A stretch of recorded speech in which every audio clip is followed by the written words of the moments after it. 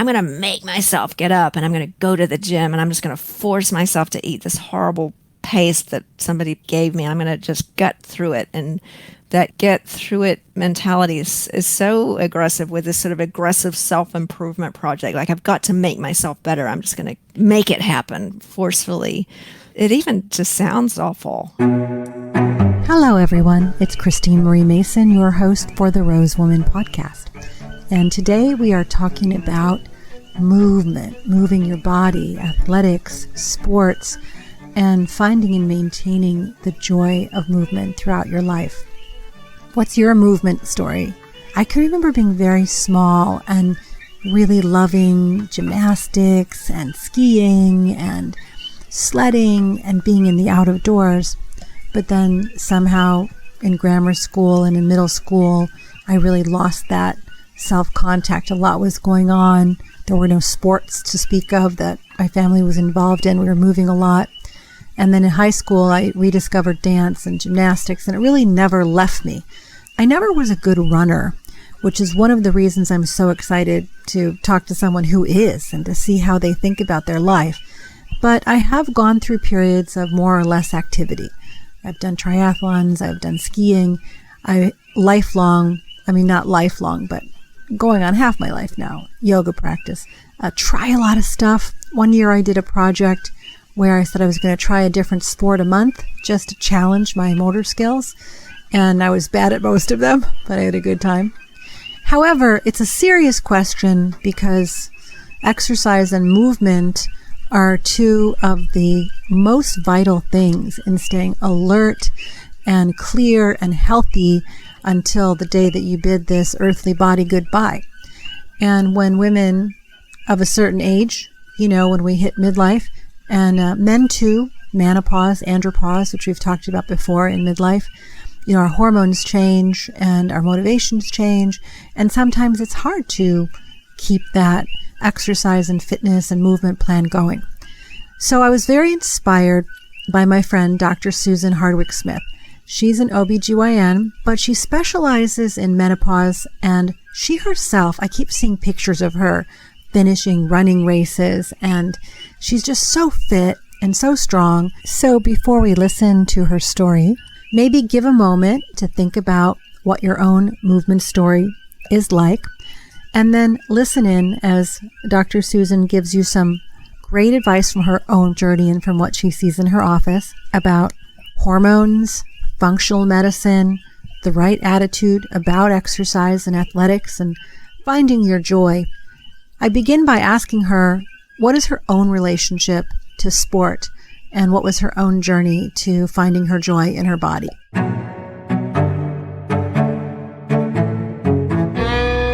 Many people look at me and they sort of assume that I played college tennis or whatever. I did not. I was a chubby youngster, and I was so averse to sports when I was young that I used to fake injuries. When I was 10 to 15, I would pretend to be injured so I didn't have to participate in the school physical activities because I felt so inept. And so I would do anything I could to avoid it. So I didn't play sports in school at all. I played field hockey, but was terrible at it, and really did not feel like I had an athletic gene in my body. And around 16 or so, somebody challenged me, maybe it was a classroom thing or something, to run 5K. And so that was a challenge that I took up, and I completed a 5K, and it probably took almost an hour. It was not fast, with some other teenagers, and just was so overjoyed with my accomplishment because, for this chubby teenager to run 5K was really an incredible accomplishment. And that's just what started my love of running. And it started on a very small scale. And I had a group of friends, and during my teenage years started running a little bit more. And then I lost weight, which I did need to do. So I was excited about that. Got healthier. And then throughout college and med school, just continued running just for health, not really long distances, but really noticed that when I didn't run, 3 to 5 times a week, I would notice the endorphin withdrawal. I would definitely become more anxious. And so I used it as a healthy way to manage anxiety and premenstrual symptoms, and just became part of my life and social. I had friends who did it. There's so many beautiful things around running. I listen to music and meditate. And later on, when I was a resident training in OBGYN, we would be working these 36-hour shifts and really grueling hours that would just leave your body shattered, and cortisol was high. It was really unhealthy. So a girlfriend and I decided to run a marathon, and that was a huge idea, but we would get up and do it before our shift or after our shift. And so we ran our first marathon together when I was about 30, and it wasn't very fast. And so subsequently, she and I just started doing that, a couple times a year. And so I did a lot of marathons. It just became another hobby that I found so joyful. And then you can't do that forever. It's not good for your joints. I don't recommend it. At some point, you start getting injuries, and that happened to me in my mid-40s. Had lots of different injuries, and was encouraged to take up swimming, to take a break from running, which I did grudgingly. Thought that I did not like swimming. I was sure that it would be terrible. I went into it with a very negative attitude. And then I started to love it. You can meditate while you're swimming. It's almost injury free. It just became a wonderful thing to be in the water, and I just loved it. And so that led me to do triathlons. So it was sort of just a growing joy with different types of movement. And so since 2011, I've been doing triathlons regularly and just really traveling. I've been all over the world with them. I met my partner through triathlon. I have all my best friends, and it's just so many aspects of community and joy and spirituality that I find in that sport. So I'm still doing it. I'm 55. I'm not as fast as I used to be, but it's just a part of life. Really, really enjoy it. How do you structure your day to train? And just from a time perspective, you're running a medical practice, and you do have children, although they're older. But how do you incorporate that training into your day, and how many days a week? This idea that we don't have time to exercise that you're alluding to, I challenge, I think, when patients mention that to me a lot too. And we make time for things that we enjoy, right? We make time for things that are important to us. And so I think because I don't find it, it's not, oh God, I've got to fit this in my schedule. It's something I really enjoy doing. Finding time to do it isn't difficult. It's just, we just make time for it because it's a joyful thing that I like to do. So I do have a full-time job that's just 8 hours a day. There's plenty of time before and after work to do that. But I think where people get into trouble with finding time to exercise is when they're coming at it as something they don't want to do. Because I find it hard to make time for things I don't want to do, for sure. But finding time for things I do want to do is not difficult. You just get up and do it, or do it, fit it in here and there, because it's fun, and I want to. It's fun, but it's also a habit for you. So it's not so much about like the not wanting to. I think a lot of people just can't even visualize, like, how do I slide it in? Do I just get up and do an hour? It's really more about like, what can we learn from your habits that have been honed over many years? And even that's an example of like, you just do it, you fit it in wherever. It becomes a priority or an intention in your day. Yeah, and there's an easefulness to that decision that I, feeling just talking to you about it. It's not difficult. And I think it's not difficult because I decided it's not difficult. There's a choice point somewhere where we have a preconception that something's going to be terrible or great, right? And that flavors the way that we go into it. For example, I was sure that swimming would be terrible. And so my first few attempts were not enjoyable because of my mindset. And so how do we change our mindset? That is tricky. It is a habit changing exercise, and we all know that takes time. But I know for myself, if I look at my schedule, I've got all kinds of opportunities to not waste time. Many of us spend there's nothing wrong with doing these things, but you might spend 30 or 60 minutes watching TV, or 30 or 60 minutes on social media, or whatever other activities that you enjoy doing. But if there's something else that you enjoy more, then those things just slip away because the time is there. I really don't buy the idea that we don't have time. I think that's a lie that we tell ourselves. I think we have time to do whatever it is that we want to do. It's just how we choose to prioritize our time. Like you said, I want to spend my time doing things that I like. Before we were recording, you and I were talking about, yes, we're capable of doing just about anything, right? But I don't like putting together furniture that comes in a box. I really don't. So I'm just going to choose not to do that. And instead of spending 2 hours fighting with trying to put those screws and things together, I'll pay someone else to do that and go running because I enjoy doing that.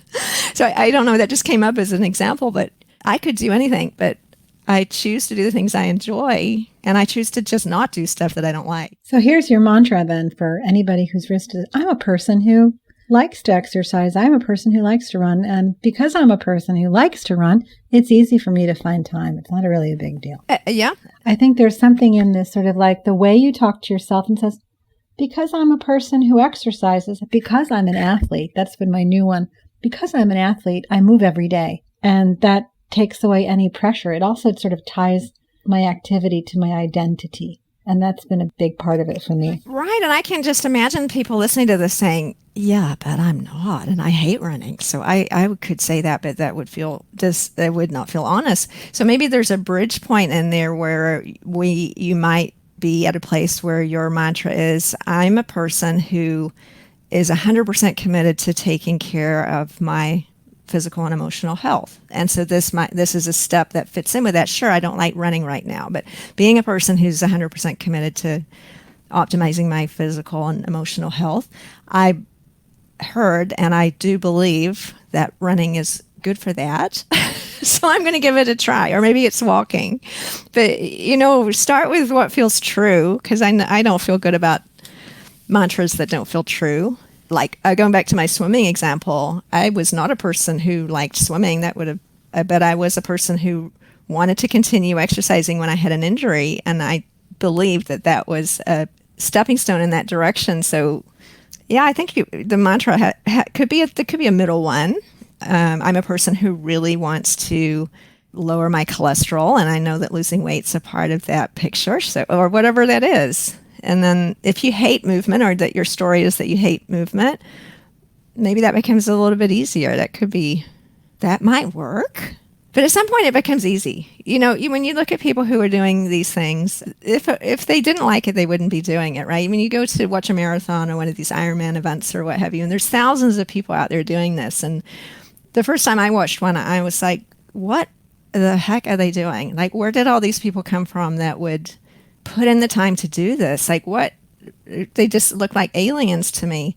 But they all wanted to be there, and which is remarkable. And that just speaks to the fact that it could be anybody. And it's not just these fit, chiseled people. When you look at people doing these type of endurance events, and not that everyone should do one, but that's just my particular passion, they come in all shapes and sizes and ages. And I did a race 2 weeks ago, and there was an 82-year-old woman who finished, and another one who was 18. And lots of different body shapes, not just the ones that you would typically imagine. It's really beautiful to see just all kinds of humans enjoying this thing together. So in your professional practice, what do you see as the relationship between a healthy midlife and fitness or sport? Well, it's almost just a cliche to say that exercise is critical, like for our health, but it certainly is. And that might look like a lot of different things, right? Any type of movement. I've got my particular passions, but, I see thousands of women, and those women who are sedentary are universally suffering from emotional and physical health issues. And those who are not are universally healthier. And maybe they play tennis or do yoga or run or bike or swim or dance or whatever it is. But obviously emotional benefits from movement. But as we get older, it's critical to maintain our muscle mass for flexibility and balance. Very obvious things happen when we lose muscle. We lose strength, so our vision's not as good. I have to wear reading glasses. It's easier for me to trip over a stick or something and fall, and then I break a bone, and then I'm immobilized, and health issues start to spiral. And so it's really critical to minimize our risk of those type of things happening. One statistic that I like to remind myself is if we have a hip fracture and we're over 70, 25% of us will die within a year. Just that reality that immobilization leads to just a rapid onset of downhill health consequences. And we see that with elderly women who break their hip. We just don't want to do that. I spend a lot of time envisioning my future. And so I might look at my mom, who's 89 and has every health issue related to things that we don't want. She has osteoporosis, dementia, no muscle mass. It's very hard for her to move. And I can see myself going in that direction. That would be an option that I could choose, or I could choose a different option. And she didn't have the opportunity to learn about the benefits of exercise and healthy eating and all the things that we know now, hormone replacement and meditation. And she didn't do any of those things because they weren't offered to her. But we have a choice. Nowadays with the amount of education that we have available, we can choose to go that route, and that is a choice, or we can choose a different one.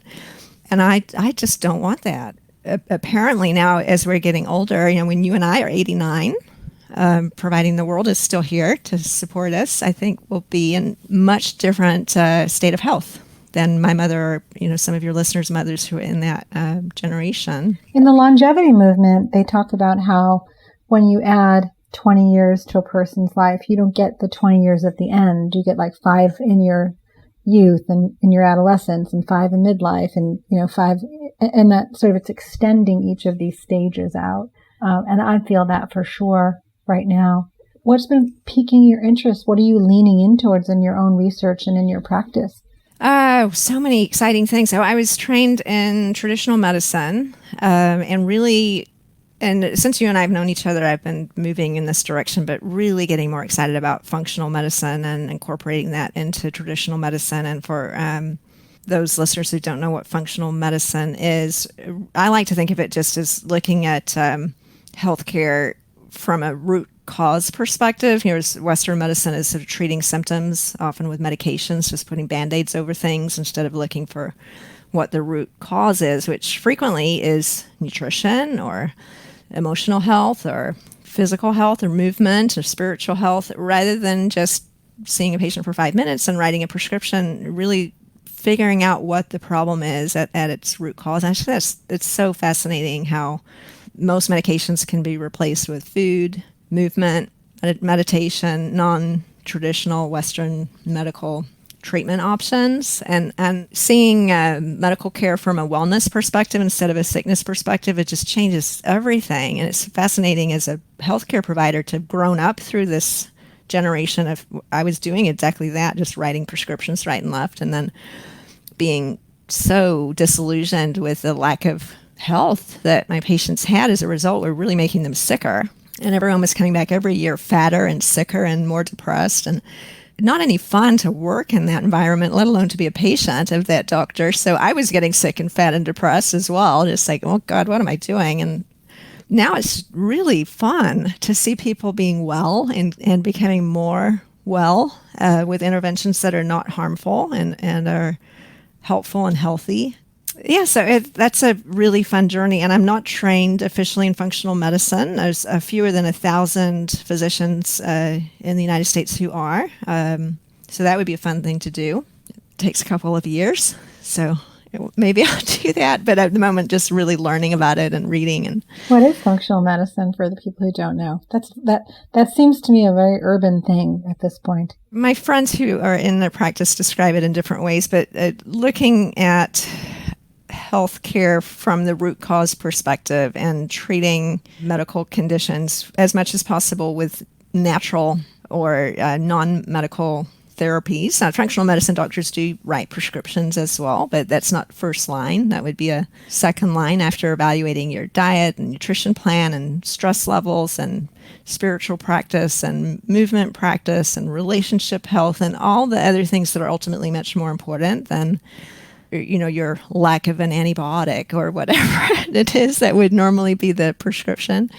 I really think patients do exceptionally well when they have a medical doctor and a functional medicine doctor who are working on the same team and can benefit from both perspectives, because there are some real health issues that we have. Maybe you're diabetic or have high blood pressure or a heart condition or something that does require being on a traditional medication, but working with a functional medicine doctor as well to look at your nutrition and gut health and spiritual health. I mean, you really can optimize your health and take a little bit from Western medicine, Eastern medicine, put it all together. It's holistic. Yeah, this integration is a big piece.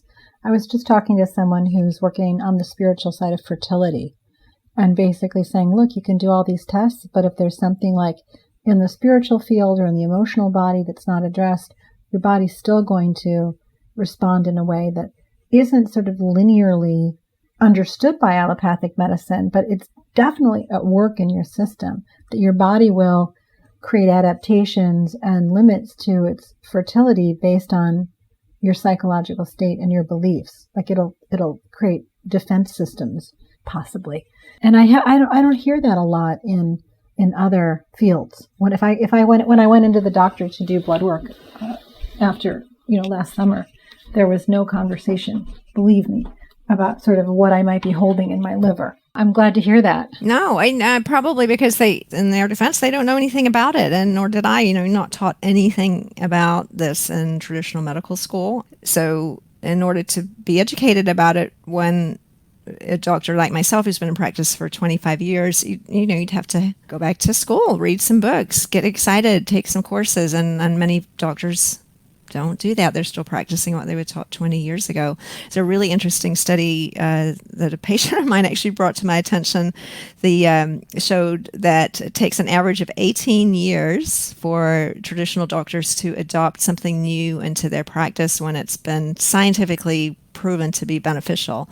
18 years. And so chances are your doctor's doing the same thing that they did 10, 15 years ago out of habit or fear of change or lack of motivation to learn or whatever it is. But it's not wise to believe that your traditional doctor is practicing the most up-to-date integrative medicine, because they're probably not. I wasn't, so no judgment, but the level of medical care that we get in traditional medicine, I think, is quite poor. I mean, we can see it in the statistics of the health of our country. We're the unhealthiest Western country on the planet, which is quite amazing considering the resources that we have. So we can do much better, and you deserve much better if you're listening. You deserve much better than what you're getting in a 10-minute visit with your PCP in most cases. So I heard you talking earlier that you adjusted your own diet, and now you're doing vegetarian, and you're doing pretty much carb-free and gluten-free. Is that right? Mm-hmm. And do you think that's a universally recommended helpful approach, or is that unique to you? So people have opinions, and I'm not unique in that way. I have opinions. I certainly think that gluten is bad for every human being. Our systems were not made to eat wheat, and we worked out a way to do it because we're very clever with tools. But wheat is really inflammatory and toxic to our systems, and that's just scientifically true. I don't think there's any human being that cannot benefit from getting rid of gluten. I personally think that human beings shouldn't eat meat for lots of reasons. It would help global warming, if nothing else, and I like animals, and there's lots of other great protein sources, so I know a lot of people don't agree with that, but that's my opinion, and there's certainly a lot of health benefits from it. We do need a lot of protein, and I get tons of protein. I eat 120 grams of protein a day. One resource that I like suggests that we should eat about 1 gram of protein per ideal body weight. So that's how much that I need. And I can get that quite easily without eating meat. So how are you doing that? I like pea protein. I know it's strange and some people think it's weird, but pea protein, it's not made with whey, which is what most protein powders are made with, and I think it's quite yummy, and you can mix it with whatever and drink it. So that's my major protein source. And I do eat eggs if they come from happy chickens, so that's another one. And then proteins and nuts and beans, and I personally don't have any problem with tofu and edamame and all of those kind of things. It's not difficult if you keep it in mind. But you are having a glass of wine. Yes, and I drink wine, yeah. So listen, it's not that bad, you guys. You're just like making yourself a pea protein shake. You're cooking up some veg. Yeah. You're having a salad. You're having a glass of wine. It's really no big deal. Nuts, a handful of nuts if you're hungry. I don't feel deprived of anything. No, I eat tons of yummy food. I've been vegetarian since my now 27-year-old was 8. And he walked into the kitchen and he saw a turkey. He's like, I can see its legs. That's disgusting. I'm never eating an animal again. And the entire family pivoted around his sort of young eyes being so clean. Children have these direct heart hits sometimes that remind you who you are. Yeah, my vegetarian moment was I was eating hamburger or steak or something. I can't remember. It was a long time ago. And petting my dog at the same time. And I had this sudden moment where I realized that I loved animals like so much that I rescue dogs from the SPCA, but then I'm eating a cow, and it just didn't make sense. And I felt there was just so much of a disconnect. It didn't feel like I was living in integrity. And I am really big on trying to live in line with what I believe. And so I believe I love animals, and I'm eating a steak didn't work. Yeah, because I love animals, I choose not to eat them. Very easy. Right. And of course, if I was starving, I realize humans are higher beings. If I was on a desert island, I would eat animals, but we don't have to. Like you don't have to. Okay, let's pretend a patient walks into your office, a new patient. Let's say she's 52, in menopause. She's put on, some extra weight around the middle, which is a common concern. Her energy's low, not sleeping as well as she used to. All these 36 symptoms of menopause subsets that are related to health and fitness. And she wants to get started finding her body joy again. And she doesn't have your habits, which have been honed over many years of loving movement. How do you coach her? So I see this patient every day, several times. So I like checking hormones. I think it's very helpful. I would draw her blood with her permission and check all of her hormones, not just the ovarian hormones, but we'd also take a deep dive into her thyroid health, because that could be an issue, and check her micronutrient status and vitamins and iron and blood count, kidney, liver function, everything, and illustrate to her that her body's not functioning optimally, because the patient with those complaints is not functioning optimally. So once we discover how we can optimize the things that are deficient or overactive in her blood, then can create a plan for her that could include hormone replacement with ovarian hormones. I actually take estrogen, testosterone, progesterone myself. My thyroid's underactive, so I take thyroid, and then I take several targeted supplements that have been documented to be low, and then look at her nutrition, see what she's eating, and then talk about movement. And so when I'm introducing movement for a patient who doesn't have a movement habit, we start really small. I mean, can you walk for 30 minutes 3 times a week? Maybe we're starting even lower than that, but whatever the minimum amount that a person can comfortably do. Maybe it's walking for 30 minutes 3 times a week. Could we commit to that for a month? And then maybe we start adding something else. But just starting small, with a goal to advance that over the next 6 to 12 months. It's rare that somebody's going to be wanting to go to the gym 5 times a week when they have been sitting on the couch. But what happens for most people is when their system's optimized and they're no longer, having high cortisol, that's a fat storing hormone, and have insulin resistance, and that's a fat storing hormone, and body's just in a state of fight or flight and not burning fat. Once we relax and our hormones are optimized and our nutrition's optimized, we're able to start burning fat again. So she's going to feel good because she's seeing success, and the walking's going to get easier. And then she's going to want to do it more because she sees it working. And so it becomes a cycle that energizes itself. Not everybody, but most people, I think, who start a plan similar to the one that I'm describing, when you start seeing success, because you will, you feel so much better. It's very difficult to exercise and follow a healthy nutrition plan when you feel defeated and fat and depressed. I want to watch TV and eat ice cream when I feel like that. I don't want to go to the gym and drink pea protein. So it's useless to tell a patient, well, just go to the gym 5 times a week and take animal products out of your diet and eat from 12 to 8.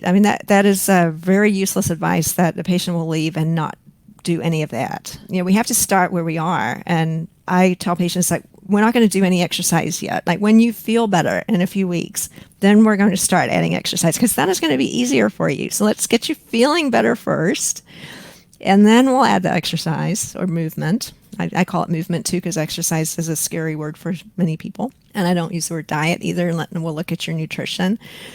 But first you have to feel better, because it gets very annoying when somebody tells me, or if I tell someone to just go work out, get up and do something when you're depressed and don't feel good. It's invalidating. We're not listening to the patient saying, I can't, I don't feel like it. Yeah, I feel like I want a whisperer. I want someone to like take my hand, or I could do this for my friends too, like take my hand, come with me, let's do a little dance, let's do a little slinky movement, put a little music on, like just being coached into like, not coached, coaxed by your friends. Sometimes that helps too.